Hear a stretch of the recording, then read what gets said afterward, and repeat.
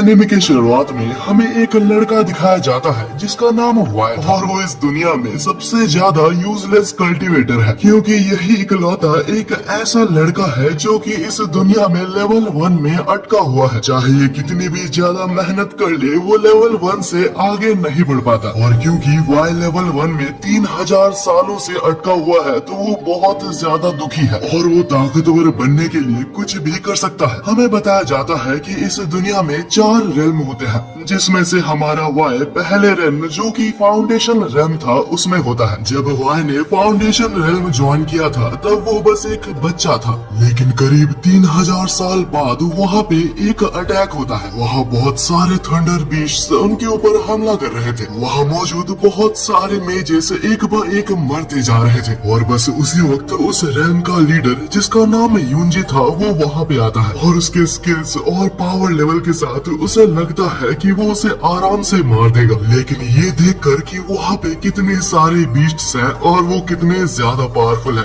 यूंजी यानी कि रेल्म का लीडर भी खुद डर जाता है। ये देखकर वो अपने सारे सोल्जर्स को उनके तरफ लड़ने भेज देता है ताकि वो बच सके। और उसी वक्त वहाँ पे एक पर्सन उस सभी फाइट को देख रहा था, न जाने क्यों, लेकिन वो उस फाइट को देखकर हंस रहा था। वहीं पे कहीं और हम वाई को देखते हैं जो कि अभी तक अपने टेक्निक्स को मास्टर कर रहा था और वाई अपने पावर्स को रिलीज करता है जो कि इतनी ज्यादा थी कि वो आसमान तक चली जाती है। हालांकि जिस माना को अभी उसने ऊपर भेजा था वो वाटर का फॉर्म लेके उसे ही मार देती है। ये देखकर वाई बहुत ही ज्यादा गुस्सा हो जाता है क्योंकि अभी तक वो लेवल 1 से ऊपर नहीं बढ़ पाया। तभी वाई को बाहर से कुछ आवाजें आती है। वो उसी वक्त बाहर जाके नीचे देखने लगता है। वहीं पे हम यूंजी को देखते हैं जिसे समझ आ जाता है कि अगर उसने वाई को नहीं बुलाया तो वो लोग मारे जाएंगे। तो वो अपने एक सोल्जर को वाई को बुलाने के लिए भेज देता है और हम देखते हैं कि वो सोल्जर उड़ते हुए वाई को बुलाने जाता है। लेकिन तभी यूजिन कहता है कि अरे रुको,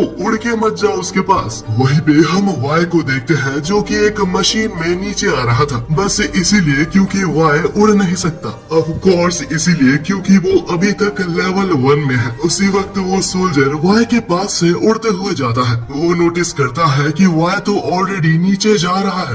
वो वाई के पास जाता है और कहता है, मास्टर वाई, हमें आपकी जरूरत है, आपको जल्द से जल्द उड़ते हुए नीचे जाना चाहिए। ये सुनकर वाई को बहुत ही ज्यादा गुस्सा आ जाता है। उसे पता है कि वो उड़ नहीं सकता। अरे मुझे माफ करना, मैं तो भूल ही गया था कि आप लेवल 1 में हो। तब हम देखते हैं कि वाई उस सोल्जर का स्वॉर्ड लेता है जो कि मैजिक की मदद से उड़ सकता था और उसे लेके वहाँ से कूद जाता है। और जैसे ही वाई प्लेग्राउंड में आता है तो वहाँ पे एक सीटी बजती है और सारे थंडर डीमंस वापस आ जाते हैं। और यूंजी उस मैन को रिकॉग्नाइज करते हुए कहता है कि तुम तो इस रेल्म के एल्डर हो। हमें दिखाया जाता है कि इस बंदे का नाम फैंग होता है और ये इस रेल्म का सुप्रीम एल्डर है। हमें पता चलता है कि फैंग ने इमोर्टलिटी हासिल कर ली है और वो इतना ताकतवर बन चुका है कि वो बस वाई से लड़ना चाहता है। लेकिन यूजिन कहता है कि वाई अभी बहुत ही बिजी है, वो तुम्हारे साथ नहीं लड़ सकता। तब फैंग उसे गुस्सा दिलाने के लिए ये रिवील करता है कि उसने ही सारे डीमंस को यहाँ पे भेजा था। और ये सुन के यूजिन उसके ऊपर अटैक कर देता है।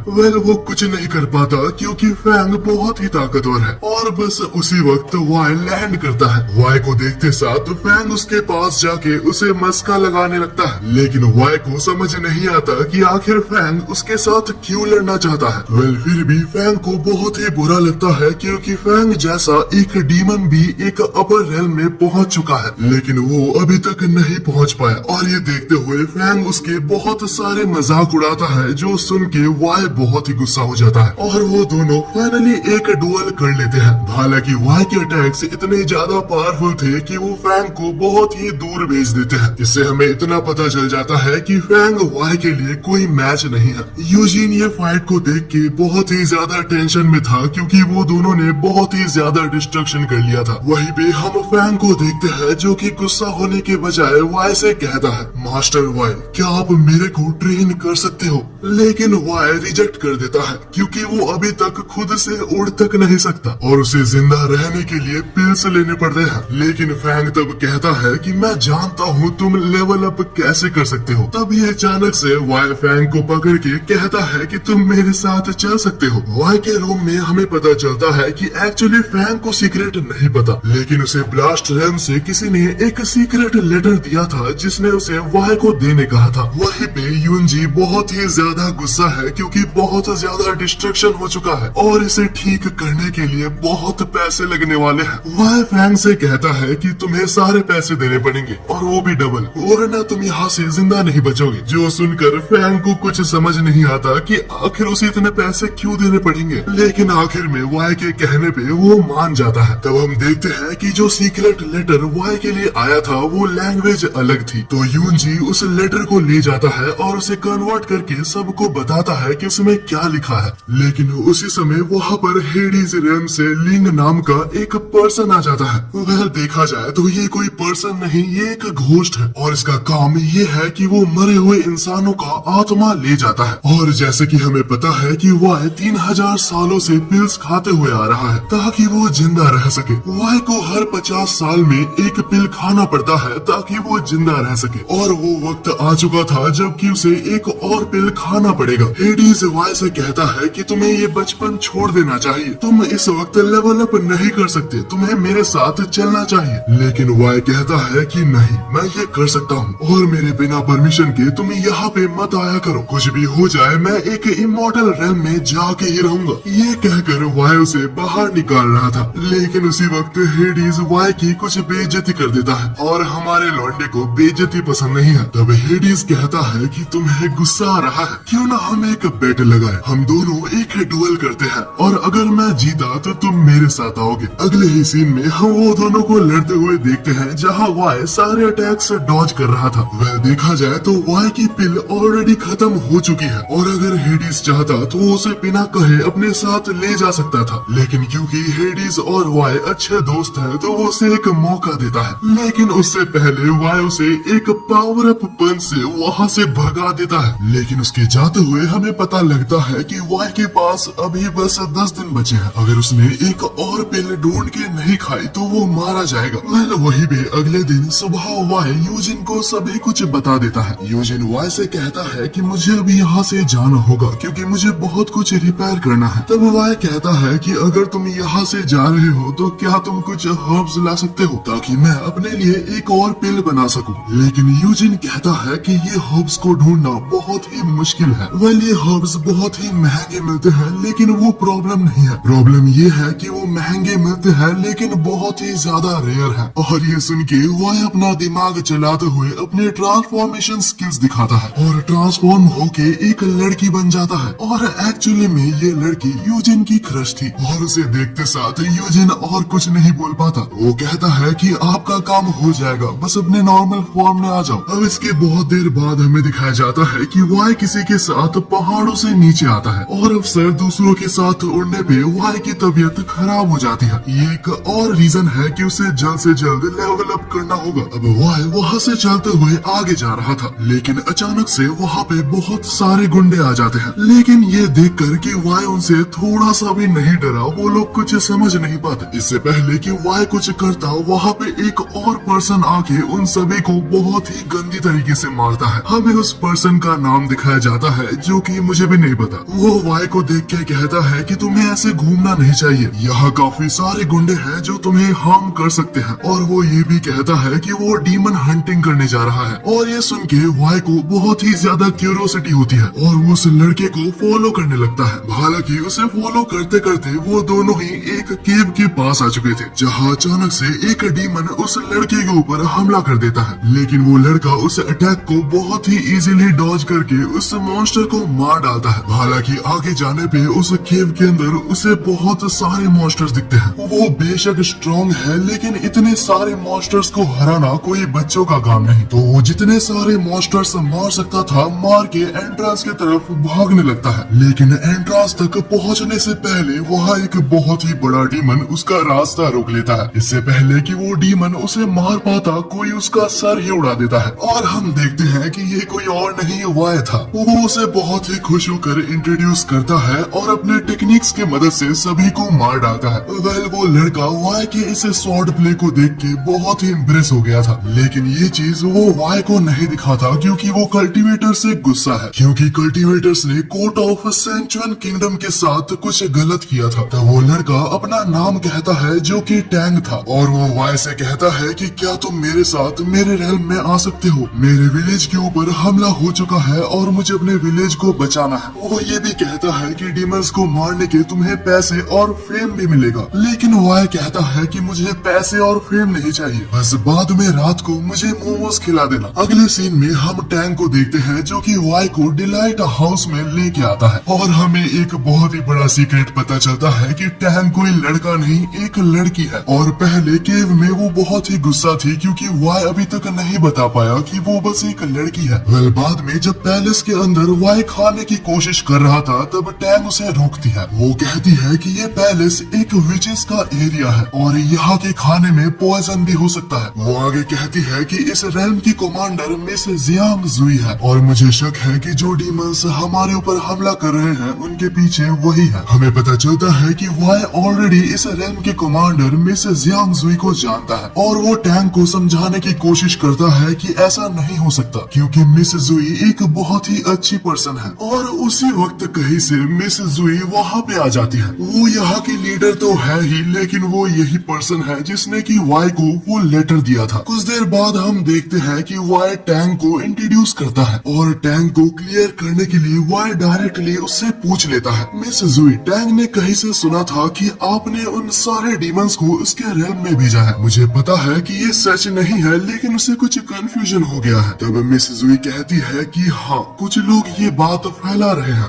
लेकिन ये बस एक कोशिश है मेरा फेम नीचे लाने की। अब कुछ टाइम बाद जब बॉडीगार्ड्स वहाँ से चले जाते हैं तो मिस जुई वाई को सेड्यूस करने की कोशिश करती है। वाई वहाँ से भागते हुए एक बहुत ही पॉपुलर मेडिसिन स्टोर में आ जाता है, लेकिन उसे पता चलता है कि सारे रेयर हर्ब्स ऑलरेडी ऑफिसर्स ने खरीद लिया है। उसी वक्त वाई के पीछे दो सोल्जर्स आते हैं जो कि बात कर रहे थे। उनमें से एक सोल्जर लाई फैमिली के बेटे के बारे में बात कर रहा था जो कि बहुत ही वीक है। वाई इन सारी बातों को सुन रहा होता है। अचानक से वहाँ पे एक छोटा बच्चा आता है जो कि उन सोल्जर से खाना मांगने लगता है, और ट्विस्ट ये है कि ये और कोई नहीं वाई था। एक्चुअली इस रेल्म में एक सेरेमनी हेल्ड की जा रही है और क्योंकि ली परिवार का बेटा बहुत ही ज्यादा कमजोर है तो वो इस सेरेमनी में नहीं आ सकता। तो किंग ने ये ऑर्डर दिया है कि वो किसी सिटीजन को लेके आए, और यही वजह है कि ये दो सोल्जर्स वाई को ले जाते हैं। वहीं पे अगले सीन में हम इस रेल्म के किंग को देखते हैं जो कि एक सेरेमनी हेल्ड कर रहे थे, जहाँ योंगो नाम का एक मेज किंग से कहता है कि अगर ये सेरेमनी सक्सेसफुल हुई तो कोई भी विश पूरी हो सकती है। किंग ये सेरेमनी इसीलिए रख रहा था क्योंकि उसे मिस जुई से शादी करनी है, लेकिन वहाँ पे अचानक से हमें एक प्लॉट ट्विस्ट देखने को मिलता है क्योंकि टैंग वहाँ पे आती है और हमें पता चलता है कि टैंग कोई और नहीं यहाँ की प्रिंसेस है। टैंग इस वक्त बहुत ही ज्यादा गुस्सा होती है क्योंकि उसे अपने फादर की डिसीजंस बिल्कुल भी पसंद नहीं आते। वहीं पे हम वाई को देखते हैं जो कि ये सब देखते हुए सोचता है कि आखिर ये प्रिंसेस टैंग जैसी क्यों दिख रही है। बस उसी वक्त वहाँ पे एक सोल्जर आता है जो कि वाई के लिए कुछ खाना लाया था। वाई उससे पूछता है कि आखिर मेरे को यहाँ से कब जाना होगा। वो सोल्जर कहता है कि तुम यहाँ ही रहने वाले हो और एक सेरेमनी में तुम्हारा योगदान दिया जाएगा। ये सुनकर वाई सोचता है कि मुझे अभी इनके साथ ही जाना चाहिए ताकि मैं जान पाऊँ कि आखिर यहाँ पे क्या हो रहा है। वहीं पे हम उस किंग को देखते हैं जो कि टैंग की बात तो सुन ही नहीं रहा था। हालांकि वो अपने बेटी यानी कि टैंग से कहता है कि तुम इससे शादी करने वाली हो। टैंग बहुत ही ज्यादा गुस्सा हो जाती है और कहती है कि ये एक कल्टीवेटर है और मुझे पता है कि इसके इंटेंशंस बिल्कुल भी अच्छे नहीं है। डैड आप कुछ भी कह लो लेकिन मैं इससे शादी नहीं करने वाली। रेल्म का ग्रैंड मास्टर यानी कि सीमा उसे एक रोज देता है, लेकिन टैंग उस रोज को लेके दूर फेंक देती है। हालांकि उस रोज के स्टिंग्स के मदद से उसके हाथ से ब्लड आने लगा था और हम सीमा को देखते हैं जो कि उस ब्लड को कलेक्ट कर लेता है। बस उसी रात को हम वाई को देखते हैं जो कि अपने ट्रू फॉर्म में आके वहाँ से एस्केप कर लेता है। तब वाई वहाँ मौजूद पूरे जगह को छान मारता है और एक ग्रीन पर्ल को ले लेता है और इसके बाद वाई की नजर स्नेक बॉल सॉर्ड की तरफ जाती है, लेकिन जैसे ही वो उसे टच करता है तो उसके ऊपर हमला हो जाता है। लेकिन उससे पहले ही किसी ने वाई को बचा लिया था और ये कोई और नहीं टैंग होता है, I mean होती है। तब टैंग वाई से कहती है कि ये सेरेमनी और वो डीमंस कहीं ना कहीं रिलेटेड है। अब यहाँ से आगे जाते हुए वो लोग एक बहुत ही बड़े गेट के सामने पहुँचते हैं। उसके अंदर एक बॉक्स या कह लो एक कबर थी, लेकिन डराने वाली बात ये है कि ये 100 साल पुरानी है। बस उसी वक्त वाई नोटिस करता है कि उस कॉफिन के नीचे कुछ रेड कलर के पैटर्न्स हैं। वाई उन पैटर्न्स को रिकॉग्नाइज करके कहता है कि हमें जल्द से जल्द यहाँ से निकलना चाहिए, लेकिन टैंग नहीं मानती और वो उस कॉफिन को डिस्ट्रॉय करना चाहती थी क्योंकि उसे अपने विलेज को बचाना है। उसी वक्त वाई कहता है कि अगर मैं गलत हूँ तो मुझे माफ करना, लेकिन क्या तुम इस किंगडम की प्रिंसेस हो? टैंग ये बात सुन के उसे डिनाई कर देती है और कहती है कि मैं एक लड़का हूँ। तब वाई उसे जबरदस्ती ग्रीन पर्ल खिला देता है जिससे कि टैंग सोने चली जाती है। अब यहाँ से सीन चेंज होता है, हम वापस डिलाइट हाउस में देखते हैं जहाँ प्रिंसेस टैंग पूरी तरीके से बंधी हुई थी और बाकी दोनों डिस्कस कर रहे थे कि उसके फादर को मारा कैसे जाए। और ये सुन के टैंग को बहुत ही गुस्सा आता है और वो जैसे तैसे अपने आप को छुड़ाते हुए कहती है कि मेरे फादर को मारने की बात बंद करो, और इससे वो कंफर्म करती है कि वही उस रेल्म की प्रिंसेस है। अब ये बात जानने के बाद मिसेस जुई वाई से कहती है कुछ देर के लिए बाहर जाने के लिए, और तब मिसेस जुई टैंग को एक स्कार दिखाती है और उस स्कार को देख के वो बहुत ही ज्यादा चौंक जाती है। कुछ देर बाद ही वाई भी रूम में वापस आता है। हम देखते हैं कि टैंग बहुत जोर जोर से रो रही थी। टैंग इसलिए रो रही है क्योंकि उसको मिसेस जुई के स्कार के पीछे का स्टोरी बहुत ही ज्यादा सैड लगा। वेल ये स्टोरी क्या है ये हमें कुछ देर बाद पता चलेगा। फिलहाल ये सभी लोग एक प्लान बनाते हैं ताकि वो लोग इस एंगेजमेंट को रोक पाए। अगले दिन सुबह हम टैंग को देखते हैं जो कि अपने फादर के पास आती है और अपने फादर से कहती है कि मिसेस जुई को मैंने मना लिया है आपसे शादी करने के लिए, लेकिन जब तक ये बात कंफर्म नहीं होती आप ये बात किसी को भी नहीं बताएंगे। ये बात सुन के उसके फादर इतने ज्यादा खुश हो जाते हैं कि वो बेहोश हो जाते हैं। हालांकि टैंग कहती है कि मेरे पास एक शर्त है, आप मुझे फोर्स नहीं कर सकते कि मैं किससे शादी करूंगी, मैं किसके साथ रहूं वो बस मेरा और मेरा ही फैसला होना चाहिए। तब उसके फादर कहते हैं कि अरे बिल्कुल तुम जैसा कहो वैसा ही होगा, बस कुछ भी करके मिसेस जुई को मुझसे शादी करने के लिए मना लेना। इसके अगले सीन में हम मिसेस जुई को देखते हैं जो कि फाइनली इस कैसल में आ गई होती है क्योंकि कल सेरेमनी है तो वो दोनों ही प्रिपेयर हो रहे थे। तभी टैंग फिर से मिसेस जुई की वही स्कार को देखती है और तब फाइनली हमें पता चलता है कि पिछली रात उसने क्या स्टोरी बताई थी। मिसेस जुई बताती है कि मेरी मदर एक ह्यूमन है, हालांकि मेरे फादर एक डीमन है। हजारों साल पहले की बात है, ह्यूमंस और डीमंस के अंदर एक बहुत ही खतरनाक फाइट हुई थी और उस वक्त का करेंट डीमन लॉर्ड एक वॉरियर था और ह्यूमंस को बेरहमी के साथ मारने के बाद डीमन लॉर्ड ने मिसेस जुई के मदर के साथ बहुत ही गंदा हरकत किया और इसी की वजह से मिसेस जुई पैदा हो गई। लेकिन उसके कुछ देर बाद ही वो डीमन लॉर्ड मिसेस जुई और उसके मदर के ऊपर हमला करके उसे मार देता है। हालांकि उसके मदर ने अपना सैक्रिफाइस करके मिसेस जुई को कुछ भी करके बचा लिया था। मिसेस जुई जिंदा है इस बारे में डीमन लॉर्ड को कोई भी भनक नहीं था, और क्योंकि मिसेस जुई के अंदर अब डीमन की भी पावर मौजूद है तो डीमन लॉर्ड कुछ भी करके उसे मारना चाहता है। वो ये भी कहती है कि तुम्हारे रेल्म के ऊपर जिन डीमंस ने हमला किया था वो प्रोबेबली मेरे फादर ने ही करवाया है और इसमें मेरा नाम डाल दिया गया ताकि मुझे डीमन रेल्म में वापस भेज दिया जाए। अब यहाँ से सीन चेंज होता है और हम सेरेमनी में देखते हैं जहाँ बहुत सारे बच्चों को सैक्रिफाइस के लिए एक लाइन में लगा दिया गया है और उन बच्चों में से ही एक बच्चा जो कि वाई था जिसने ट्रांसफॉर्म कर लिया था। जैसे ही गार्ड्स वहाँ से जाते हैं तो वो अपने ट्रू फॉर्म में आके बाकी सारे बच्चों को उठा देता है। वहीं पे हम बाहर देखते हैं कि सारे सिटीजन्स आ चुके थे सेरेमनी को कंडक्ट करने के लिए। उनमें से ही सुप्रीम कमांडर सीमा वहाँ स्टेज पे आता है सेरेमनी को कंडक्ट करने के लिए। जैसे ही सीमा एक बटन दबाता है तो वहाँ पे एक स्टेयरकेस आ जाता है, लेकिन उसे कुछ समझ नहीं आता क्योंकि वहाँ पर बच्चे नहीं थे। हालांकि वो बच्चे बिल्कुल होश में आते हैं और उस ब्राइड को चीयर करने लगते हैं। उस उसी वक्त हम मिसेस जुई को देखते हैं जो कि सबके सामने आकर प्लान के मुताबिक कहती है कि मैं किंग से शादी करने वाली हूँ। मिसेस जुई तब जीना से ये भी कहती है कि डीमन लॉर्ड को कह दो कि मैं वापस नहीं जाने वाली। और ये सुनते साथ सीना को पता चल जाता है कि इसका सीक्रेट सबके सामने आ चुका है। और उसी वक्त भी वाई अपने ओरिजिनल फॉर्म में ट्रांसफॉर्म कर लेता है। वाई को देखकर सीना बहुत ही ज्यादा घबरा जाता है। उसे समझ नहीं आता कि वाई इस जगह पे क्या कर रहा है। और तब सीना अपना रियल फॉर्म रिवील करते हुए ये दिखाता है कि वो एक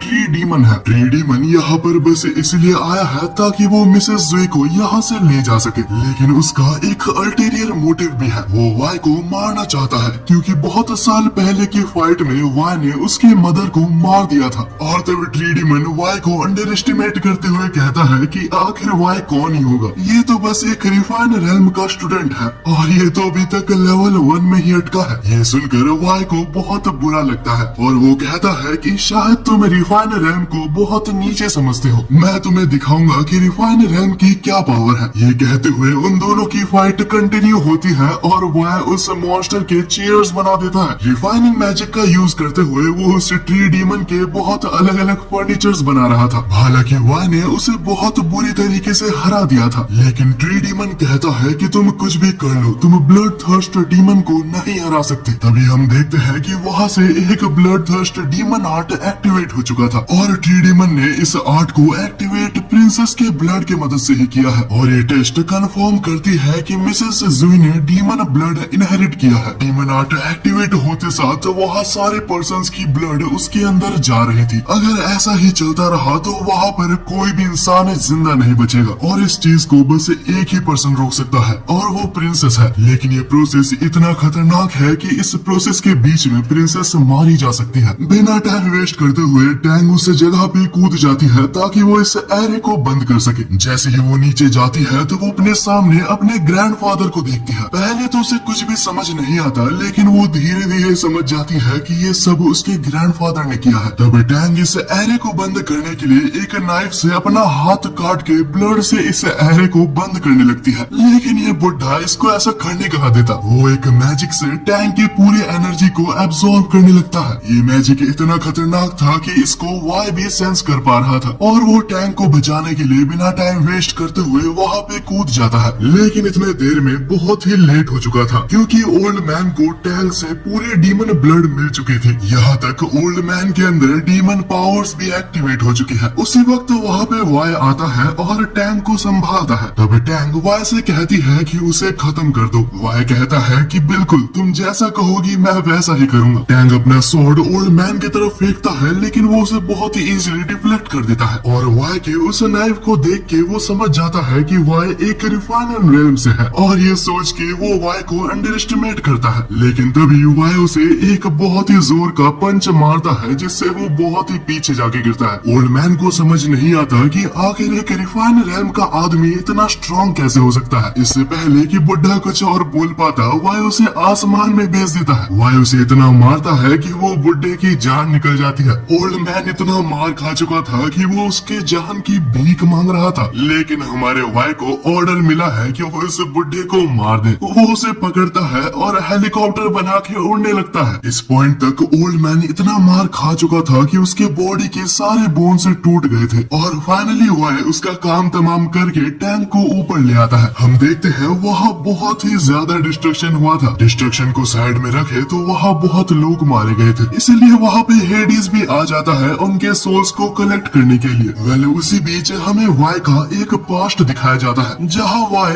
एक छोटा बच्चा था और उसके सामने एक पर्सन अपीयर हुआ था। वो एक काफी मिस्टीरियस पर्सन था जो कि वाई से प्रॉमिस करवाता है कि तुम कल्टीवेशन के रास्ते में जाओगे। यहाँ से सीन चेंज होता है और हम टैंग और मिसेस जुई को देखते हैं। मिसेस जुई अपने मैजिक की मदद से टैंग के अभी अभी इनहेरिटेड डीमन स्पिरिट को क्लोज कर देती है। वो टैंग से कहती है कि डीमन स्पिरिट एक बहुत ही रेयर चीज है और यही वजह है कि मैंने इसके स्मेल को अभी के लिए सील कर दिया है ताकि इस बारे में किसी को भी पता ना चले। इसके बाद टैंग पूछती है कि आखिर वाई इतना ज्यादा स्ट्रॉन्ग क्यों है। हालांकि वो रिफाइनर रेल्म में है लेकिन वो लेवल 1 में है। मिसेस जुई कहती है कि वाई एक बहुत ही यूनिक पर्सन है। हालांकि वो लेवल 1 में है लेकिन वो इतना ताकतवर है कि सभी लोग यहाँ तक डीमंस भी उसकी रिस्पेक्ट करते हैं और वो बहुत सी जगह स्वॉर्ड मास्टर के नाम से जाना जाता है। बस वाई की मदद से ही अभी बहुत सारे रेल्म पीस में है, वरना अभी बहुत ही ज्यादा कियास होता। वहीं पे कहीं और हम हेडीज और वाई को देखते हैं। हेडीज अभी भी अपने जिद में अड़ा है और कहता है कि हालांकि तुम इनकार्नेट हो जाओ, लेकिन तुम्हें पिल्स खा के जिंदा नहीं रहना चाहिए। वाई कहता है कि प्लीज मुझे कुछ और दिन जिंदा रहने दो, मैं और ज्यादा मेहनत करूंगा और मुझे बस कुछ ही टाइम लगेगा लेवल 1 से आगे बढ़ने में। हेडीज कहता है कि यही सेम बात तुम पिछले 3000 सालों से कह रहे हो। बाय द वे मैं तुम्हें रिमाइंड करवा दूं, तुम्हारे पास बस आखिरी 2 दिन बचे हैं, उससे पहले तुम्हें कुछ करना होगा। ये कह के वो यहाँ से चला जाता है। यहाँ से सीन चेंज होता है और हम वाई को देखते हैं महल के अंदर, जहाँ टैंक के फादर वाई का शुक्रिया अदा करते हैं उसकी बेटी को बचाने के लिए, और ये कहता है कि तुम्हें मेरी बेटी के साथ हमेशा रहना चाहिए। वाई वहाँ से बहाना देके वहाँ से निकलने की कोशिश कर रहा था, लेकिन उसके फादर कहते हैं कि टैंक को और ताकतवर बनना होगा। यहाँ तक टैंक खुद भी कहती है कि हाँ मैं तुम्हारे साथ ट्रेनिंग करना चाहती हूँ। वाई फिर भी कहता है कि मैं बहुत ज्यादा ट्रैवल करता हूँ, ये बहुत ही मुश्किल होने वाला है। टैंक जिद में अड़ी होती है और कहती है कि क्या तुम्हें डर लग रहा है, मैं तुम्हें सरपास कर लूंगी। वेल यहाँ से थोड़ी देर बाद हम देखते हैं कि वो लोग खाना खाने के बाद सो रहे थे। टैंक सो रही होती है और वाई उसके तरफ देख रहा था और वो सोचता है कि शायद तुम्हें मेरे साथ नहीं होना चाहिए, क्योंकि तुम्हारे पास डीमन ब्लड है और तुम एक बहुत ही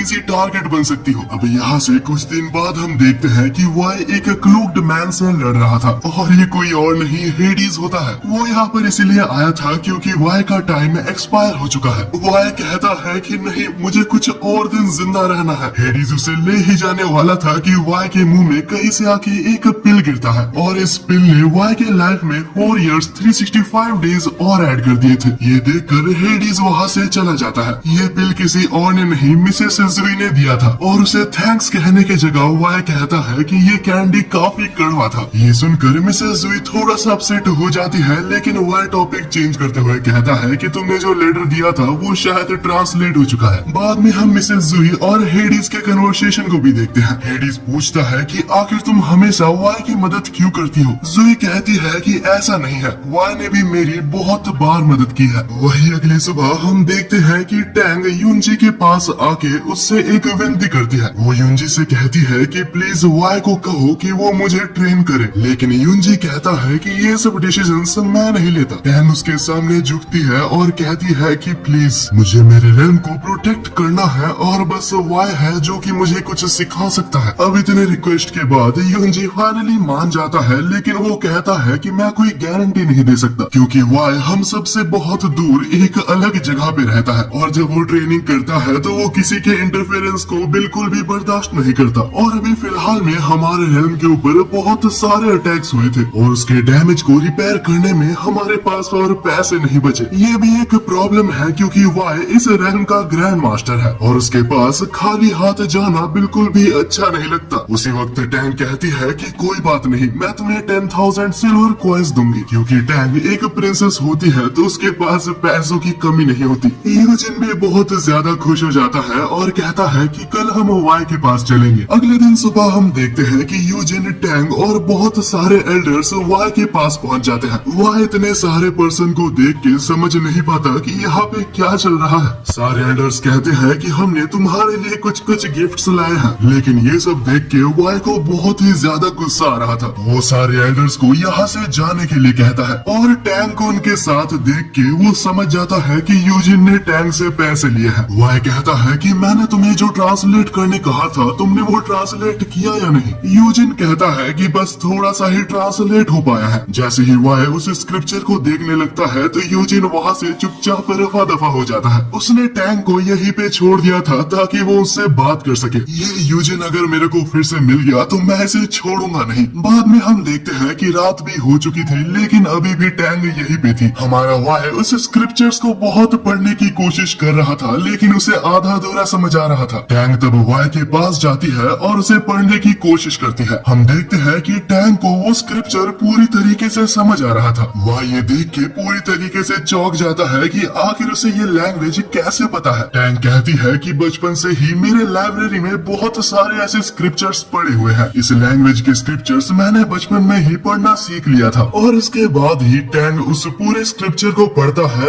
और बताता है कि ये इनकम्प्लीट है। इसके अंदर जो जो भी लिखा है वो पूरी तरीके से नहीं बताया गया। अगली सुबह हम देखते हैं कि वाई के पास जितने भी स्क्रिप्चर्स थे वो सारे टैंक के पास ले आता है। टैंक उन सारे स्क्रिप्चर्स को बहुत ही टाइम लगा के पढ़ती है, लेकिन तो वो एक प्लान बनाती है। वो वाई को कहती है कि मैं तुम्हें इस इंफॉर्मेशन के बारे में तभी बताऊंगी अगर तुम मेरे को अपना डिसाइपल बना लो। वाई के पास अब कोई और चारा नहीं होता और उसे ये इंफॉर्मेशन जानना था, तो वाई मान जाता है और टैंक को अपना डिसाइपल बना लेता है। अब इनके बीच में ये डील होने के बाद ही अगले टाइम से टैंक पूरी टाइम अपने आप को ट्रांसलेशन करने में ही लगा देती है। लेकिन हमारा वाई इतना ज्यादा बेसब्र होता है कि वो हर 5 मिनट में उसके पास आके पूछते रहता है कि क्या ट्रांसलेशन हो गया। टैंक को ये देख के इतना गुस्सा आता है कि वो वाई के ऊपर चिल्ला देती है। वाई भी बेचारा चुपचाप बाहर आके बैठ जाता है और कहता है कि इस दुनिया में मेरा कोई नहीं है। वो टैंक को थोड़ा सा टाइम देता है ताकि वो ट्रांसलेट कर पाए। जैसे ही टैंक का टाइम कंप्लीट होता है तो वाई अंदर दौड़ते हुए जाता है और बहुत ही खुश था। हालांकि स्क्रिप्चर को देख के उसे टैंक की हैंडराइटिंग समझ नहीं आती, तो टैंक एक्सप्लेन करती है कि इसमें एक पर्सन के बारे में लिखा है जो कि लाइफ और डेथ से फ्री है। इस पर्सन का नाम यहाँ पे लैंड इमॉर्टल बताया गया है। वाई को लैंड इमॉर्टल के बारे में जानने में कोई भी दिलचस्पी नहीं थी। उसे तो ये जानना था कि आखिर वो लेवल अप कैसे कर सकता है। उसे लगता है कि मिस जुई ने जरूर कुछ गड़बड़ की होगी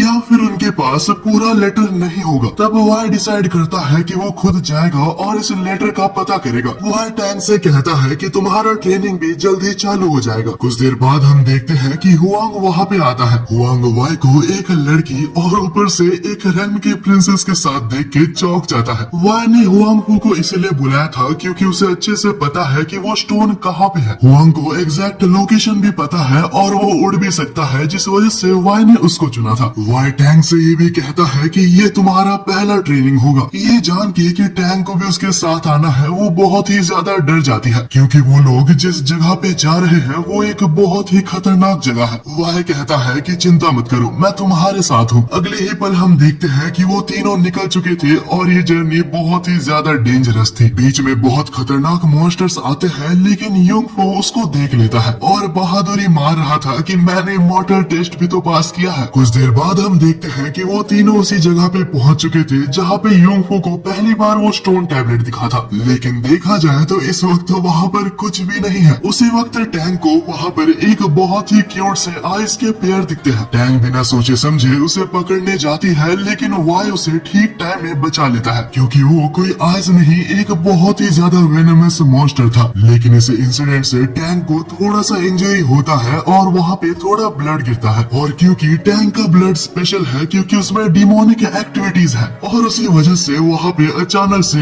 एक स्टोन टैबलेट अपीयर हो जाता है। युंग फू कहता है कि ये वही टैबलेट है जो मुझे इससे पहले मिला था, लेकिन इस बार इस टैबलेट का साइज बहुत ही बड़ा है। जैसे ही उस स्टोन में स्क्रिप्चर्स आते हैं तो वाई टैंक से कहता है कि इसे ट्रांसलेट करो।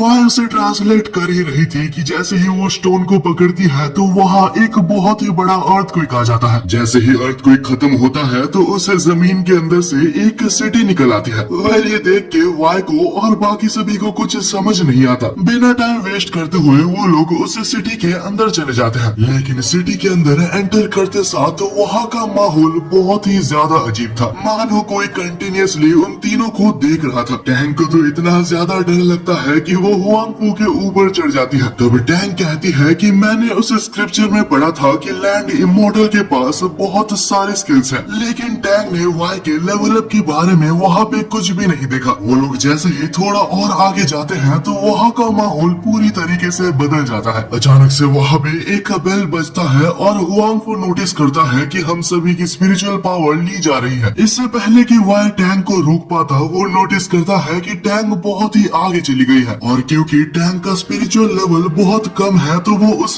बेल के साउंड से अट्रैक्ट हो रही थी। वाई टैंक को बुलाता है लेकिन टैंक नहीं सुनती। तब वाई अपना स्वॉर्ड निकालता है और उस स्वॉर्ड से बेल के स्वॉर्ड को रिवर्स करता है। ये करते साथ ही टैंक होश में आ जाती है और वो तीनों वहाँ से निकल जाते हैं। बाद में वाई युंग फू से कहता है कि टैंक को लेके यहाँ से निकल जाओ और वाई उस स्क्रिप्चर के पास वापस चले जाता है ताकि बाकी लिखे चीजों को वो कॉपी कर पाए। लेकिन जैसे जैसे वाई उस स्क्रिप्चर की चीजों को कॉपी कर रहा था तो वो स्क्रिप्चर खुद ब खुद ढसे जा रही थी। हालांकि उस स्क्रिप्चर के कम्प्लीटली गायब होने से पहले वाई सब कुछ लिख लेता है। लेकिन बुरी खबर ये है कि टैंक की ज्यादातर स्पिरिचुअल एनर्जी ऑलरेडी जा चुकी है। और हम ये भी देखते हैं कि वो लोग जब वहाँ से जा रहे थे तो वहाँ पे एक स्पेल एक्टिवेट हुई थी। यहाँ से सीन बदलता है और हम वापस वाई के घर में देखते हैं, जहाँ टैंग इस वक्त रिकवर हो रही थी क्योंकि वाई ने अपनी कुछ स्पिरिचुअल एनर्जी उसे लैंड की थी। वो कहता है कि टैंग को थोड़ा टाइम देने पे वो खुद ब खुद रिकवर हो जाएगी। वाई यूनजी को वो स्क्रिप्चर भी देता है और कहता है कि इसे जल्द से जल्द ट्रांसलेट करवाओ। वहीं पे हम देखते हैं कि जो मैजिकल सर्कल जनरेट हुआ था वहाँ से एक ऑर्ब निकलता है और वो ऑर्ब उड़ते हुए एक पिंक ट्री के पास जाके गिरता है। कुछ ही देर बाद हम वहाँ पे दो पर्सन को देखते हैं जो कि सामने देख के चौंक गए थे, क्योंकि जहाँ पे वो ऑर्ब गिरा था वहाँ पे इस वक्त एक कैसल बन चुका है और उस कैसल के अंदर हमें एक मिस्टीरियस पर्सन दिखाया जाता है और उसकी आईज रेड ग्लो कर रही थी। वहीं पे हम वाई और टैंग को देखते हैं, जहाँ टैंग रिकवर हो चुकी है और वाई टैंग को ट्रेन कर रहा होता है अपनी स्पिरिचुअल एनर्जी कंट्रोल करने के लिए। पहले वाई अपनी स्पिरिचुअल एनर्जी को कंट्रोल करके टैंग को दिखाता है, जिससे वहाँ मौजूद वाटरफॉल टैंग के कहने पे मूव कर रही थी। वाई टैंग से कहता है कि चिंता मत करो, तुम भी एक दिन ये सीख जाओगी। यहाँ तक मेरे जैसे एक टैलेंटेड पर्सन को भी ये सीखने में 3 दिन लगे थे। हालांकि ये देख के वो चौंक जाता है कि टैंग अपने पहले ही ट्राई में उसको कंट्रोल कर पा रही थी। कंट्रोल करना तो दूर की बात है, टैंग अपने वाटर को अलग अलग फॉर्म्स में भी बना सकती है।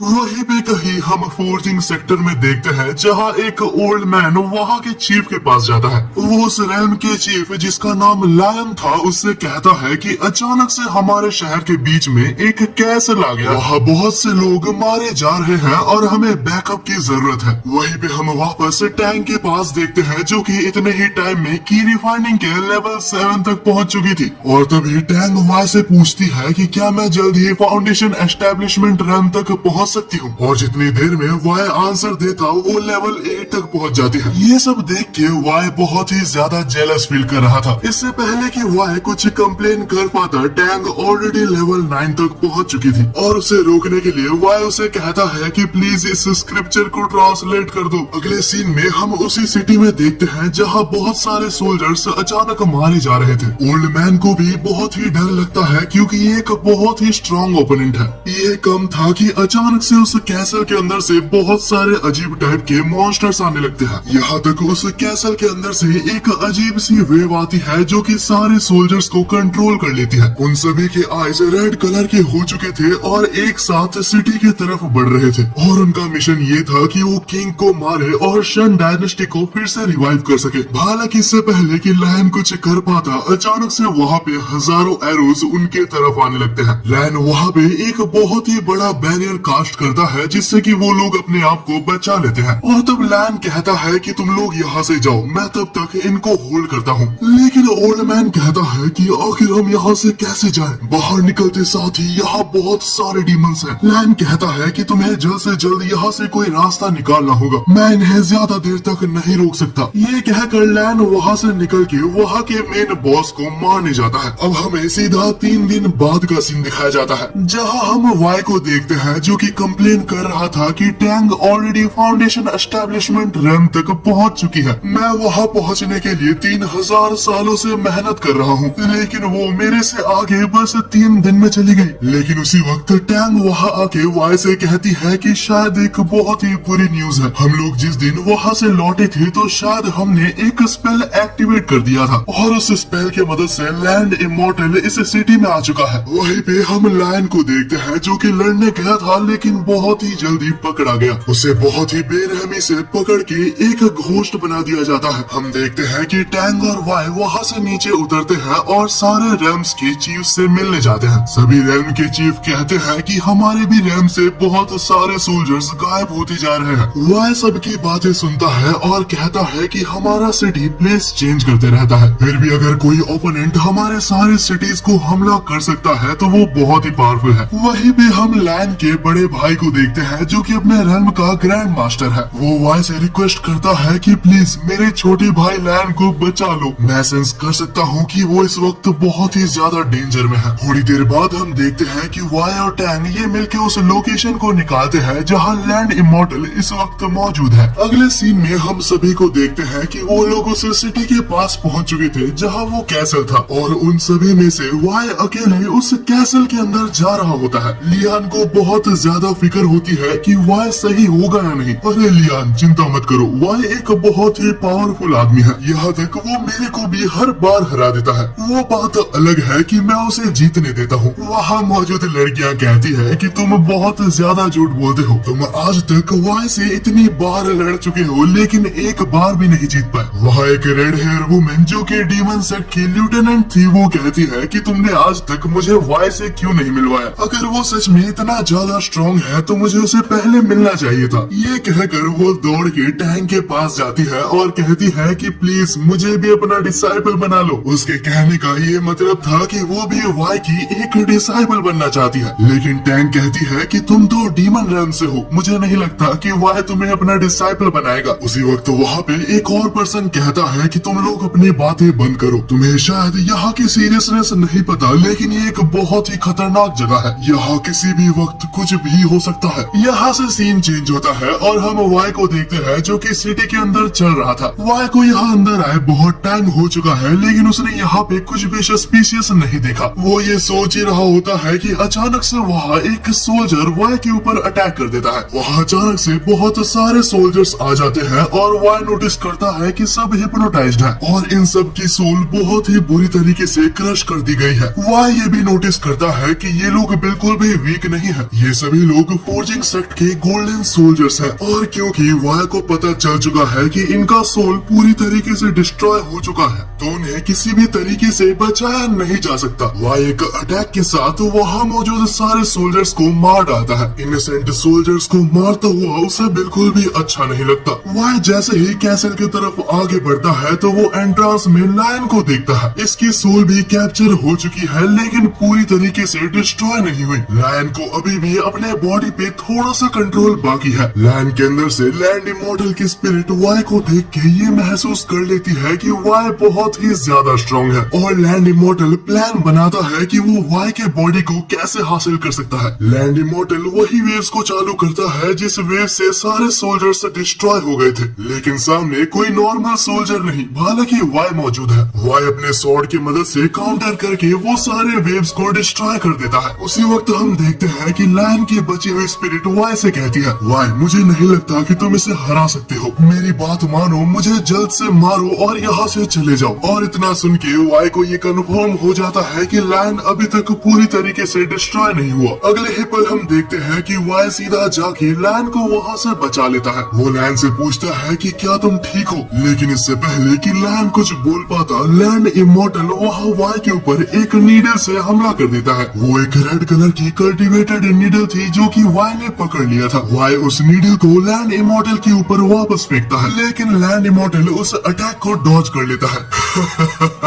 मुझे नहीं लगा था इतने सालों बाद भी मॉडल वर्ल्ड में तुम्हारे जैसा कोई स्ट्रॉन्ग पर्सन होगा जो कि इतना पावरफुल हो कि वो मुझसे लड़ पाए। ये कहकर लैंड इमॉर्टल वाई के ऊपर एक खतरनाक हमला करता है लेकिन वाई उस अटैक को डिफ्लेक्ट करके वापस लैंड इमॉर्टल के ऊपर भेज देता है और वो अटैक लैंड इमॉर्टल को लग भी जाती है। ओह, मुझे नहीं लगा था कि तुम इतने पावरफुल होगे। मुझे एक बात बताओ, एक रिफाइन रेल्म का पर्सन इतना ज्यादा स्ट्रॉन्ग कैसे हो सकता है? छोड़ो, जाने दो, वैसे भी आज के बाद तुम यहाँ से नहीं बचने वाले। बस वेट करो, एक बार मेरी डायनेस्टी रिवाइव हो जाए तो उसके बाद तुम भी कुछ नहीं। ये कहकर लैंड इमॉर्टल वहाँ एक मैजिक करके वहाँ से वैनिश हो जाता है लेकिन उसके गायब होने से पहले वाई ने अपना स्वॉर्ड वहाँ पे पिन कर दिया था। थोड़ी देर बाद हम देखते हैं कि वाई वापस सभी के पास आ जाता है लेकिन इससे पहले कि कोई कुछ सवाल कर पाता टैंग उसके पास जाके वाई को एक जोर का थप्पड़ मारती है जो देखकर वहाँ सभी लोग बहुत ही ज्यादा हैरान हो जाते हैं। तब टैंग कहती है कि चिंता मत करो, मैंने ये जानबूझ के किया है, वरना हमें कैसे पता चलता कि वाई अपने कंट्रोल में है। तब वाई लियोन से कहता है कि मैं तुम्हारे छोटे भाई को आज नहीं बचा पाया लेकिन चिंता मत करो, वो अभी तक अपने कॉन्शियसनेस में है। वाई के मुंह से ये सुनने के बाद लियोन को चैन की सांस आती है। यहाँ से सीन चेंज होता है और हम लायन को देखते हैं जो कि बंधा हुआ था। लायन बार बार लैंड इमॉर्टल से कहता है कि मुझे जाने दो लेकिन लैंड इमॉर्टल कहता है कि अगर तुम चले गए तो वाई मेरे कब्जे में नहीं आएगा। लैंड इमॉर्टल का प्लान ये होता है कि वो स्ट्रॉन्ग मॉर्टल्स को अपने कब्जे में कर सके, लेकिन ये सुन के लैंड कहता है कि तुम वाई को कभी भी नहीं हरा सकते। लेकिन ये सुन के लैंड इमॉर्टल बहुत ही ज्यादा गुस्सा हो जाता है और वो अपने नाइफ को सीधा लैंड के ऊपर फेंक के मारता है। वहीं पे हम देखते हैं कि उसके बड़े भाई को अचानक से दर्द होने लगता है। वो अपने छोटे भाई लैंड का बदला महसूस कर सकता था। हम ये भी देखते हैं कि वो फोर्ज स्टेशन में कुछ बना रहा होता है। यहाँ से सीन चेंज होता है और हम संग लियो को देखते हैं जो कि बीमार होने का एक नाटक कर रहा था। लियान वहाँ आता है और उससे उसका हाल चाल पूछता है और लू भी यहाँ नाटक करते हुए कहता है कि मुझे माफ करना, मेरी वजह से तुम्हारा छोटा भाई पकड़ा गया। तभी लियान वहाँ पे टैंग और जिनयाओ को बुलाता है। ये दोनों यहाँ लू की ख्याल रखने आए थे और लिनयाओ के पास यहाँ पे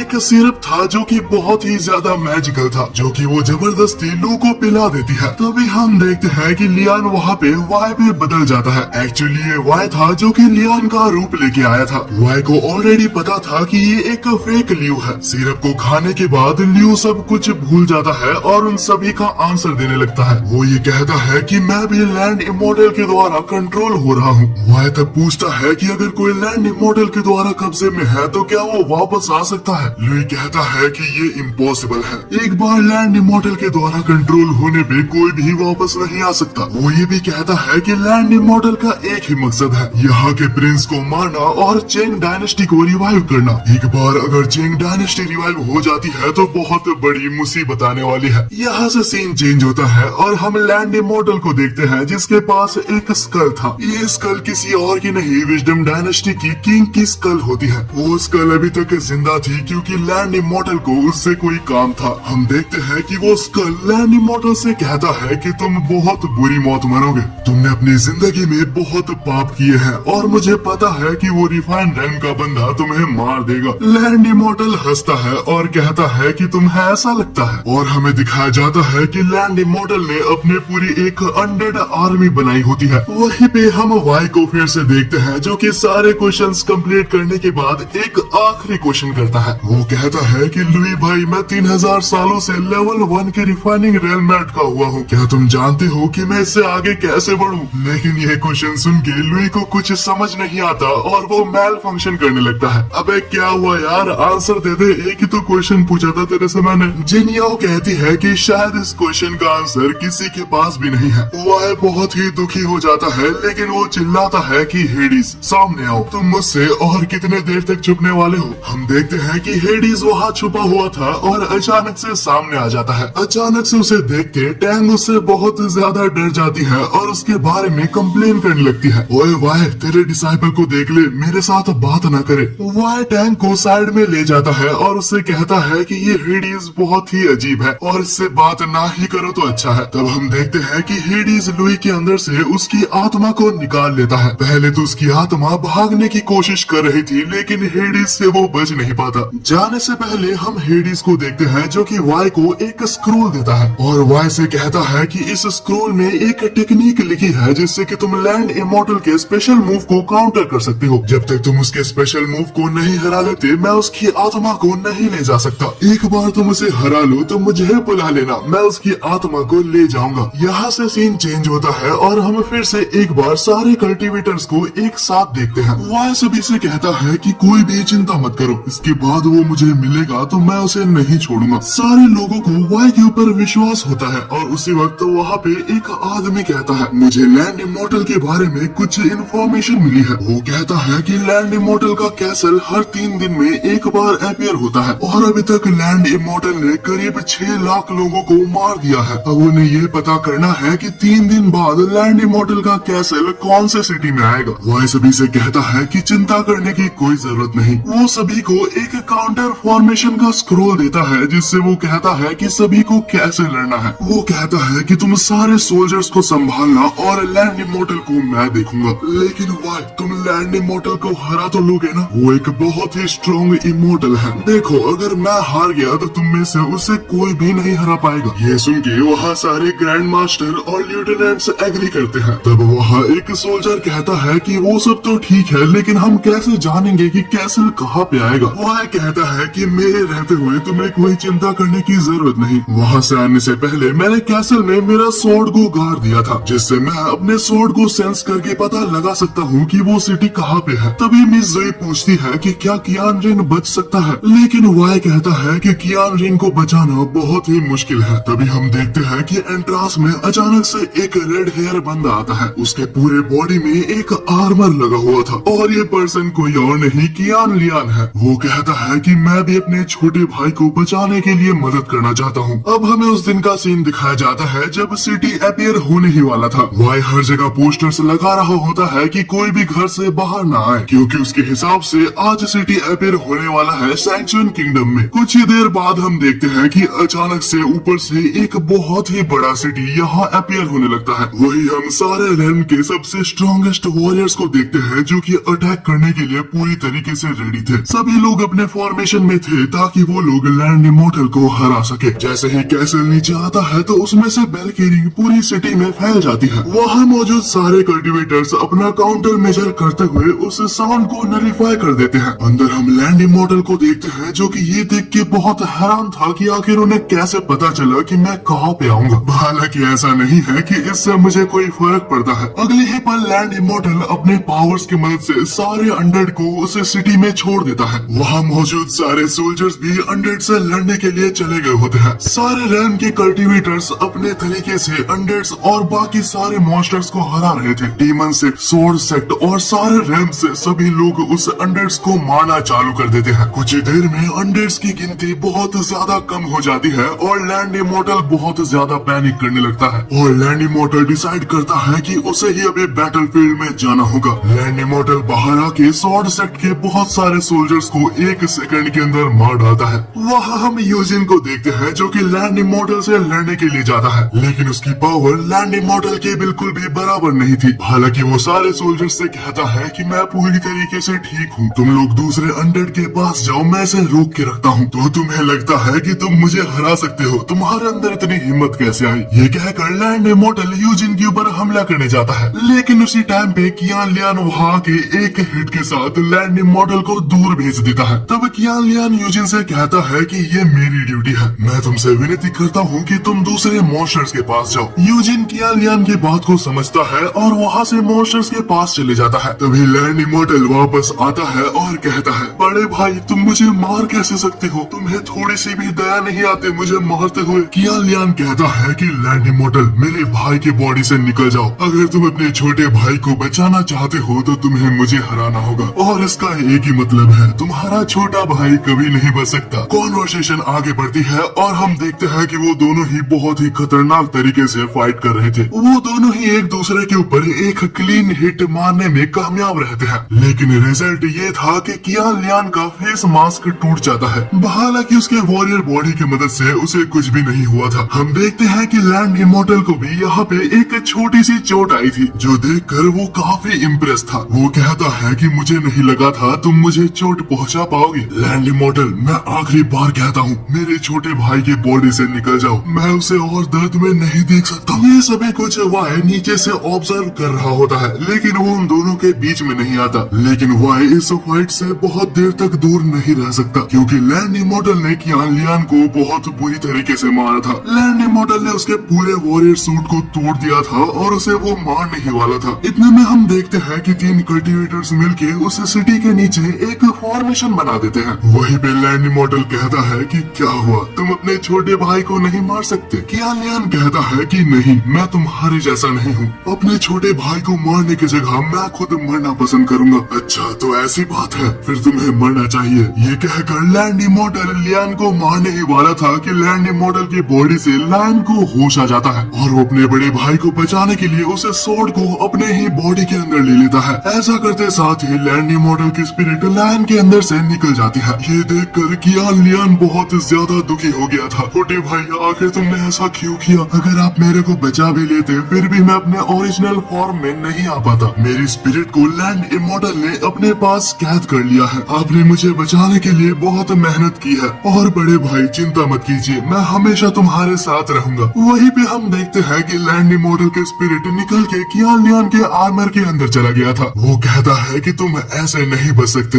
मैं तुम दोनों को ही यहीं पे खत्म कर दूंगा। और जैसे ही लैंड इमॉर्टल यहाँ दोनों के ऊपर हमला करने वाला था, वो बहुत ही जोर से पीछे गिर जाता है क्योंकि यहाँ पे हमारे हीरो की एंट्री हो चुकी है। वह कियान लियान के सामने आता है और उसे कहता है कि तुम बहुत ही अच्छे से लड़े और चिंता मत करो, तुम्हारे छोटे भाई की एसेंस अभी भी स्वॉर्ड के अंदर बंद है, यकीनन वो बाद में फिर से रीइंकार्नेट हो जाएगा। वह ये सारी बातें कियान लियान को बता ही रहा होता है कि कियान लियान उसे पीछे देखने कहता है। वाई अपने स्वॉर्ड को कमांड करता है और उसका स्वॉर्ड वाई के हाथ में आ जाता है, जिससे कि टाइम पे वाई ने लैंड इमॉर्टल के अटैक को रोक लिया था। लैंड इमॉर्टल वाई को देख के बहुत ज्यादा खुश हो रहा था। फाइनली तुम यहाँ पे आ गए, मैं तुम्हारा ही इंतजार कर रहा था। तुम्हारी बॉडी बहुत ज्यादा स्ट्रॉन्ग है, मुझे तुम्हारी बॉडी पे कब्जा करना होगा। तुम बोलोगे और मैं तुम्हें अपनी बॉडी पे कब्जा करने दूंगा। तुम इतने बेवकूफ कैसे हो सकते हो? वाई अचानक से टेलीपोर्ट होके लैंड इमॉर्टल के पास आ जाता है। वाई को देख के वो उसके ऊपर बहुत सारे अटैक्स करता है, लेकिन उसका एक भी अटैक वाई को टच तक नहीं कर पाता। वाई अपने पाम में फोर्स रिफाइनिंग यूज करके वहाँ एक फोर्स पाम अटैक करता है। वाई के एक ही अटैक से लैंड इमॉर्टल का आर्मर पूरी तरीके से टूट चुका था। हालांकि लैंड इमॉर्टल उसके पावर को वापस से इकट्ठा कर लेता है। हम देखते हैं कि वाई और लैंड इमॉर्टल के बीच में बहुत देर तक फाइट चलती है। लैंड इमॉर्टल ने जितना सोचा था वाई उससे बहुत ज्यादा स्ट्रॉन्ग है, लेकिन लड़ते लड़ते अचानक से वाई की स्वॉर्ड मुड़ के टूट जाती है। वाई बोलता है रुको रुको, ब्रेक चाहिए मुझे। वो जाके लैंड की स्वॉर्ड को पकड़ता है और वापस अपने फाइट को रिज्यूम करता है। हालांकि इतना फाइट करके उसे समझ आ चुका था कि वो आज वाई को नहीं हरा सकता, तो लैंड इमॉर्टल पहली बार की तरह इस सिटी को लेके टेलीपोर्ट होना चाहता था। लेकिन जैसे ही वो टेलीपोर्ट करने जाता है तो वो देखता है कि वहाँ एक काउंटर फॉर्मेशन था। तभी वाई वहाँ पे आता है और कहता है मुझे लगा नहीं था कि तुम इतने बेवकूफ होगे। तुम्हें लगता है कि पहली बार जैसे तुम भागे थे तुम फिर से मेरे से वैसे ही भाग सकते हो। वाई अटैक करके लैंड इमॉर्टल को आसमान में ले जाके वहाँ एक स्वॉर्ड स्ट्राइक से उसे काट डालता है। वो आर्मर पूरी तरीके से टूट चुका था और लैंड इमॉर्टल इस वक्त बाहर आ चुका था। अरे मुझे लगा नहीं था कि मुझे ये दिन देखना पड़ेगा। हालांकि मैं अप्रिशिएट करता हूँ कि तुम बहुत दिमाग लगा के लड़ रहे हो, लेकिन अफसोस तुम मुझे कभी पकड़ नहीं सकते। तब लैंड इमॉर्टल एनर्जी इकट्ठा करने के लिए अपने सारे अनडेड्स को खुद ही मार के उनकी एनर्जी ले लेता है और शांगसांग सिटी के ऊपर एक पोर्टल बना देता है। उस पोर्टल के साथ साथ वहाँ पे एक विजडम लैंड इमॉर्टल कैसल भी आ चुका था। लैंड इमॉर्टल कहता है कि अगर दम है तो मेरा पीछा करो और मुझे वहाँ तक मार के दिखाओ। अब सारे ग्रैंड मास्टर और कल्टिवेटर्स वहाँ पे थे। वेल आगे किसी को भी समझ नहीं आता कि आखिर उन्हें वहाँ जाना चाहिए या नहीं। वाई यूजिन से कहता है कि चुपचाप वहाँ जाके देखो कि वहाँ क्या हो रहा है, लेकिन यूजिन बहाना बनाने लगता है और कहता है कि मेरा सर दर्द कर रहा है, मुझे माफ करना, मैं नहीं जा पाऊंगा। हालांकि वाई और हम सभी को पता है कि वो कितना बड़ा नाटकबाज है। तभी उनमें से एक सोल्जर जिसका नाम रूफे था वो कहता है कि चिंता मत करो, मैं जाके देख के आता हूँ। रूफे जैसे ही ऊपर जाता है तो वहाँ से एक इलेक्ट्रिक शॉक उसके ऊपर गिरता है। वो शॉक इतना खतरनाक था कि पल भर में ही रूफे पूरी तरीके से बेहोश हो जाता है। वाई उसको पकड़ के नीचे लाता है और कहता है कि इसे हील करने ले जाओ। तभी हम वहाँ पे एक और कल्टिवेटर, या मैं स्पेसिफिक कहूँ तो ये एक मैजिशियन था। वो उस कैसल को पास जाके अच्छे से देखने लगता है और सारे कल्टिवेटर से कहता है कि ये एक बहुत ही रेयर स्पेशल स्किल है। ये विजडम कैसल एक बहुत ही रेयर चीज है जो कि टाइम स्पेस को भी मैनिपुलेट कर सकता है। इस कैसल के अंदर इतनी पावर है कि ये मरे हुए आदमी को भी रीइंकार्नेट कर सकता है। वाई उससे पूछता है कि क्या इसके अंदर जाने का कोई रास्ता नहीं है। वो कहता है कि ये एक बहुत ही रेयर स्किल है और इसके बारे में कुछ भी नहीं पता। वाई कहता है कि हमें कोई रास्ता निकालना होगा। वो 2-4 कल्टिवेटर्स को छोड़ के बाकी सारे कल्टिवेटर्स को अपने होम टाउन जाने कहता है, क्योंकि यहाँ पे बहुत खतरा हो सकता है। और वाई डिसाइड करता है कि वो विजडम कैसल को एक्सप्लोर करेगा। वहीं पे हम लैंड इमॉर्टल को देखते हैं जो बाहर से ये सभी कुछ देख रहा था। वाई बस तुम एक बार अंदर आ जाओ, उसके बाद तुम्हारी बॉडी मेरी होगी। हम देखते हैं कि वाई और टैंग उड़ते हुए हेडीज के पास जाते हैं, क्योंकि शायद हेडीज को पता है कि वो अंदर कैसे जा सकते हैं। हेडीज अपना काम करते हुए सारे घोस्ट्स को हेडीज रेल में भेज रहा था, लेकिन वाई जब उससे क्वेश्चन करता है तो हेडीज कहता है कि मुझे नहीं पता। वाई कहता है कि विजडम कैसल के ऊपर जाते वक्त वहाँ एक थंडरबोल्ट हमारे ऊपर हमला कर रहा है। हालांकि हेडीज चुपचाप कहता है कि तुम्हारे जैसे लो लेवल कल्टिवेटर के ऊपर वो कोई भी असर नहीं करेगा। एक सेकंड, क्या कहा तुमने? अरे नहीं, मैंने कुछ नहीं कहा, मैं तो चाह रहा हूँ यहाँ से। वाई और टैंक को हेडीज के कहने का कुछ मतलब समझ नहीं आता। अगले दिन हम मैंशन में देखते हैं जहाँ सारे कल्टिवेटर्स फिर से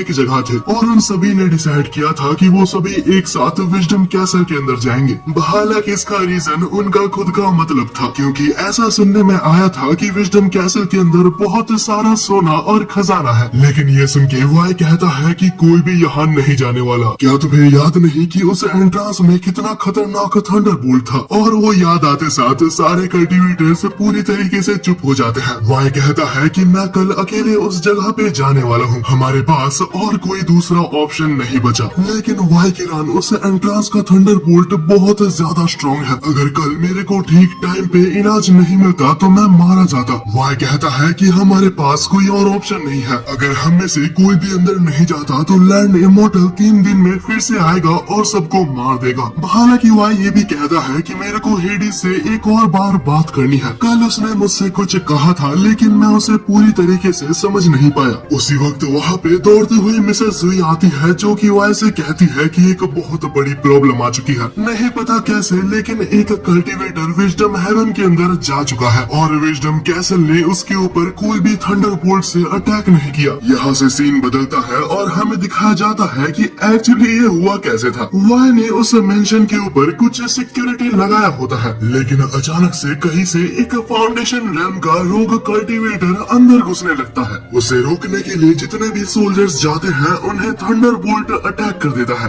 लेकिन उसका फायदा उठा के रोग कल्टीवेटर मेंशन के अंदर चले जाता है। ये सुनने के बाद सारे कल्टीवेटर्स बहुत चौंक गए थे, लेकिन इससे वाई को पता चल जाता है कि हेडिस जो कह रहा था वो बिल्कुल सच है। फाउंडेशन लेवल के बंदे वहाँ बिना किसी दिक्कत के आ जा सकते हैं, और क्योंकि मैं लेवल 1 में हूँ तो मुझे वहाँ जाने में कोई दिक्कत नहीं आनी चाहिए। और क्योंकि वाई के अलावा कोई भी कल्टीवेटर वाई के साथ नहीं जा सकता, तो वो लोग डिसाइड करते हैं कि उनके कुछ डिसाइपल्स जाएंगे। उसी रात हम टैंग और वाई को अकेले में देखते हैं। टैंग वाई से कहती है कि तुम ये तो नहीं सोच रहे कि तुम मुझे छोड़ के जाने वाले हो। वाई कहता है कि तुम्हें ऊपर लेके जाना खतरे से कम नहीं है। तुम्हें और मुझे दोनों को पता है कि तुम्हारी ब्लड से ही ये सिटी अपीयर हुई है। अगर तुम वहाँ चली गई तो ना जाने तुम्हारे साथ क्या हो सकता है, और तुम मेरी एक ही डिसाइपल हो, मैं तुम्हें खतरे में नहीं डाल सकता। टैंग कहती है कि अगर मैं आज ना लड़ी तो आखिर मेरे कल्टीवेशन करने का क्या मतलब हुआ। वाई शायद तुम्हें ध्यान नहीं होगा, लेकिन वो एंशिएंट विजडम कैसल मेरे ही सिटी के ऊपर स्पॉन हुआ है, और मैं अगर अपने ही लोगों को नहीं बचा सकती तो आखिर मेरे जीने का क्या मतलब हुआ। अब टैंग के इतने सारे स्टेटमेंट सुनने के बाद वाई उसे मना नहीं कर पाता। वो कहता है कि मैं तुम्हें आने दूंगा, लेकिन मेरे कुछ शर्तें हैं। वाई टैंग को 3 पेपर्स या कह लो कुछ स्टिक्स देता है और कहता है कि इसके अंदर मेरी एसेंस मौजूद है, अगर तुम कभी भी खतरे में हो तो बस इसको तोड़ देना। वाई उसकी बात मान गया। ये देख के टैंग उससे बहुत ज्यादा इम्प्रेस हो गई थी। इनका बात खत्म हुआ ही था कि वहाँ पे जिनियाओ आके वाई से कहती है कि मैं भी तुम्हारे साथ जाऊंगी। अरे मैं कोई शॉपिंग नहीं जा रहा, मैं यहाँ लड़ने जा रहा हूँ। वाई उसे बहुत समझाने की कोशिश करता है कि तुम्हें मेरे साथ नहीं आना चाहिए, लेकिन वो कहती है कि मैं डीमन सेट से हूँ और मेरे को कोई नहीं रोक सकता। ये क्या बात हुई भाई, अगर ऐसा ही था तो ये पूछने की आई थी। यहाँ से सीन बदलता है और हम लैंड इमॉर्टल को देखते हैं, जो कि उस बंदे के ऊपर नजर रख रहा था। लैंड इमॉर्टल को ज्यादा टाइम नहीं लगता इसे रोग कल्टीवेटर को मारने के लिए। लैंड इमॉर्टल बहुत खुश हो गया था कि वाई अंदर आ चुका है, लेकिन वो देखता है कि ये बस एक रोग कल्टीवेटर है। उसी वक्त हम उस स्कल को देखते हैं, जो कि लैंड इमॉर्टल से कहता है तुम्हें लगता है कि तुम वाई को हरा सकते हो, बस रुको, तुम अपने खुद के मौत का इंतजार कर रहे हो। लेकिन लैंड इमॉर्टल के पास भी इस बार कुछ अच्छे प्लान्स होते हैं, और अलग से इस विजडम कैसल के अंदर आना एक बहुत ही बड़ी चुनौती है, क्योंकि इस कैसल के अंदर आने से पहले उसे 8 चैलेंजेस का सामना करना पड़ेगा। ये सुनने के बाद वो स्कल भी चुप हो जाता है। वहीं पे हम देखते हैं कि वो टाइम आ चुका था जब ये सभी लोग यानी कि वाई और एक दो जन अंदर जाए, लेकिन उससे पहले वो फॉर्जिंग टेक्निक से ये चेक कर रहे थे कि थंडरबोल्ट अटैक पे है या नहीं। पहले तो उनके ऊपर कोई अटैक नहीं होता, लेकिन लैंड इमॉर्टल फिर खुद से उनके ऊपर अटैक करता है। वो अटैक किसी को भी लगता इससे पहले वाई उस अटैक को रोक लेता है। तब लैंड इमॉर्टल ऊपर से कहता है कि तुम्हें ये सब करने की कोई जरूरत नहीं, तुम बस जल्दी से ऊपर आ जाओ, मुझे तुम्हारा इंतजार है। हम ये भी देखते हैं कि सारे रेल्म में से सबसे ज्यादा होनहार डिसाइपल्स वाई के साथ जाने वाले थे। वाई के साथ बहुत स्ट्रॉन्ग डिसाइपल्स जा रहे हैं, ये तो सही बात है, लेकिन मुझे कोई ये बताओ कि सारे लड़कियां क्यों हैं? तभी सभी लोग अपने स्वॉर्ड के ऊपर उड़ने लगते हैं और टैंग वाई से कहती है कि मेरे मेरे पास आ जाओ, मैं आपको मेरे स्वॉर्ड में वहाँ तक ले जा सकती हूँ। लेकिन वाई बहुत गुस्सा हो जाता है और चारों से कहता है कि मेरे बगैर आगे जाओ, मुझे एक छोटा सा काम है, मैं वो करके आता हूँ। उनके जाने के बाद वाई मिसेस जुई के पास जाता है और उससे एक फेवर मांगता है। वो मिसेस जुई से कहता है कि अपने मैजिक की मदद से वहाँ तक एक रास्ता बना दो, और जैसे ही मिसेस जुई ये करती है तो वाई स्टाइल मारते हुए उड़ते हुए वहाँ तक जाने लगता है। वाई ऐसा दिखा रहा था कि मैं खुद भी उड़ सकता हूँ, लेकिन ये सब देख के मिसेस जुई अपने मैजिक की मदद से उसे ऊपर भेज देती है। वही अंदर लैंड इमॉर्टल फाइनली बहुत खुश होता है कि वाई अंदर आ चुका है और लैंड इमॉर्टल वहाँ 8 सफरिंग्स को ऑन कर देता है। वहीं पे हम देखते हैं कि सभी लोग विजडम कैसल के अंदर आ चुके थे, लेकिन ये जगह बहुत ज्यादा स्ट्रेंज थी। उन्हें समझ नहीं आता कि पहले उन्हें क्या करना चाहिए। लेकिन टैंग जैसे ही आगे जाती है तो वो एक स्क्रिप्चर देखती है जहाँ बहुत कुछ लिखा था। वहाँ टोटल 8 सफरिंग्स के बारे में लिखा होता है और ऐसा लिखा था कि जो भी इन 8 सफरिंग्स को पार कर पाएगा वो विजडम कैसल के अंदर आ सकता है। वाई इन सबको पढ़ने के बाद इन्हें इग्नोर कर देता है और कहता है कि ये सब बेकार चीजें हैं। लेकिन जैसे ही वाई ऐसा कुछ कहता है तो वहाँ पे पहला सफरिंग एक्टिवेट हो जाता है। इस सफरिंग का नाम द सफरिंग ऑफ बर्थ था। वाई कहता है कि अगर उधर जाने के लिए मुझे सफर करना पड़ेगा तो वही सही। ये कहकर वो सभी लोग इस पोर्टल के तरफ जाने लगते हैं। सो गाइस, आज के पार्ट के लिए इतना ही। अगर आपको ये एनिमे पसंद आ रहा है तो मुझे जरूर से कमेंट सेक्शन में बता देना, और अगर आपको इसका अगला पार्ट चाहिए तो इस वीडियो को 3 बार हाइप जरूर से कर देना, और मुझे इतना सा कमेंट सेक्शन में बता के जाना कि आप इस एनिमे को कितना रेट करोगे। मुझे पर्सनली ये एनिमे बहुत फनी और बहुत ही अच्छा लगा, तो मैं इस एनिमे को 9/10 की रेटिंग देता हूँ। और यार जल्दी जल्दी से सब्सक्राइब कर दो, क्योंकि